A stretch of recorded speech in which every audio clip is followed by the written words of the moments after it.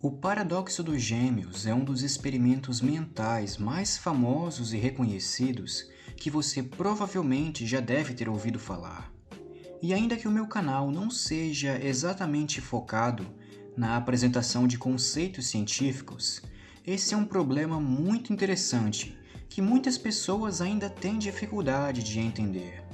Então, através desse vídeo, eu vou estar tentando te explicar de uma maneira simples o que é esse experimento mental e como ele se relaciona com o fenômeno da dilatação temporal e da teoria da relatividade de Einstein.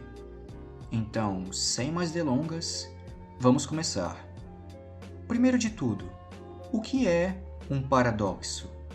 De forma resumida, um paradoxo é uma contradição, uma proposição lógica que anula o seu próprio sentido, criando informações que se ligam umas nas outras, mas que no fim das contas não levam a lugar nenhum. Um exemplo fácil disso é a frase Epimênides, o cretense, diz que todos os cretenses são mentirosos. Como você deve ter percebido por esse exemplo, a lógica circular da proposição paradoxal anula o sentido de si mesma, gerando um impasse. Mas por que isso é importante? Bem, eu vou explicar mais tarde. Agora, eu quero que você foque em outra coisa: o universo.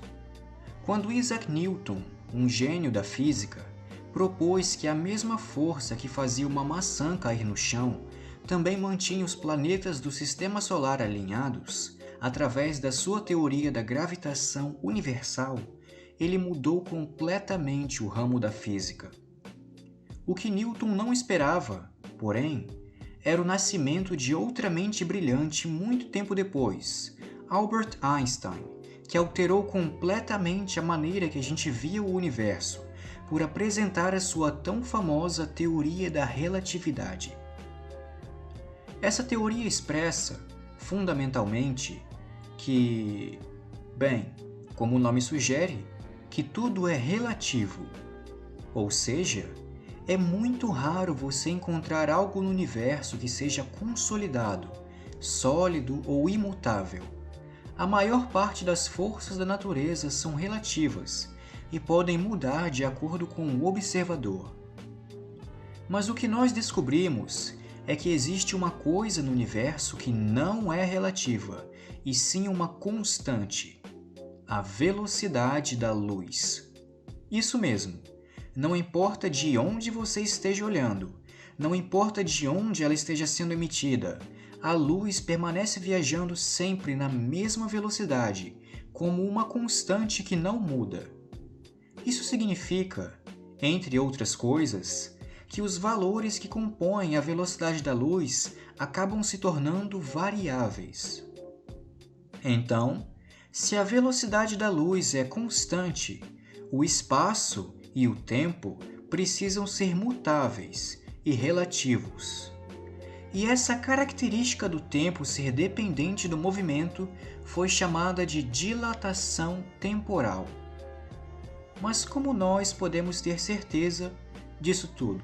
Antes de qualquer coisa, eu preciso que você jogue para fora a sua compreensão do tempo. Não olhe para ele com a perspectiva cultural e social que nós temos, não como uma linha reta, mas como uma entidade física que nós não enxergamos e que é totalmente relativa. E, bem, para tentar compreender essa suposição, foi proposto o paradoxo dos gêmeos, que é mais ou menos assim. Imagina que tem dois irmãozinhos gêmeos muito fofos, mas você pega um deles e joga dentro de uma espaçonave e manda essa espaçonave para o espaço, em velocidades próximas à da luz, indo em direção a algum planeta a anos-luz de distância, diríamos.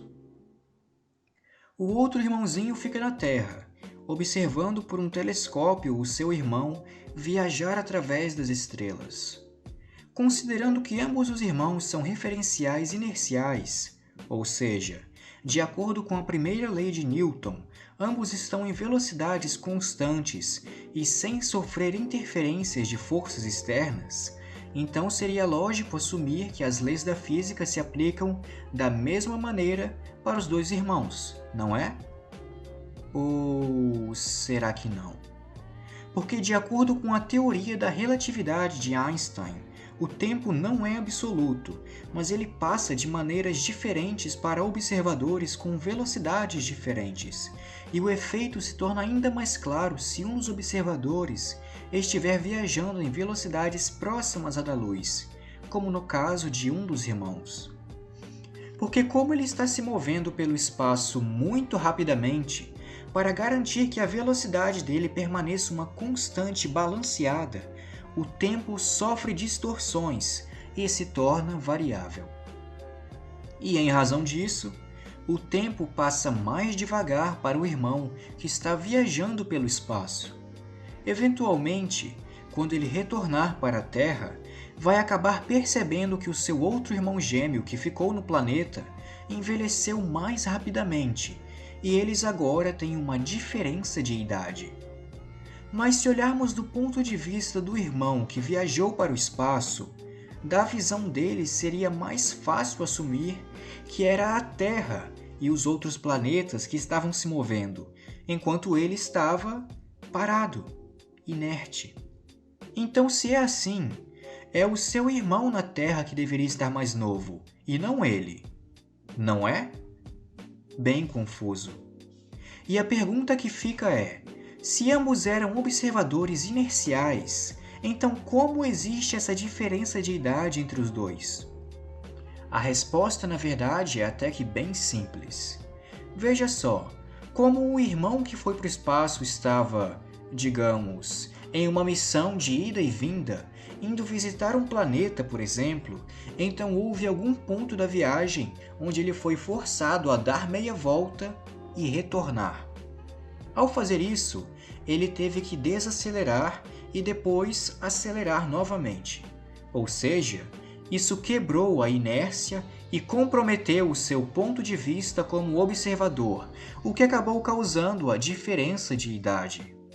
Se você ainda não entendeu, mesmo depois de tudo isso, não se preocupe.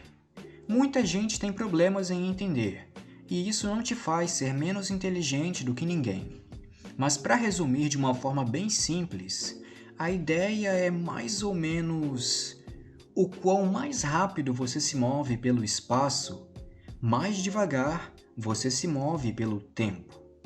Tipo naquelas cenas de filmes de super-herói, onde alguém corre super rápido e todo o resto parece parado e lento.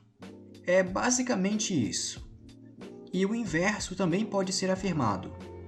O quão mais devagar você se move pelo espaço, mais rápido se move pelo tempo. Como deu para perceber, não é exatamente um paradoxo, porque não se autocontradis ou segue alguma definição certa.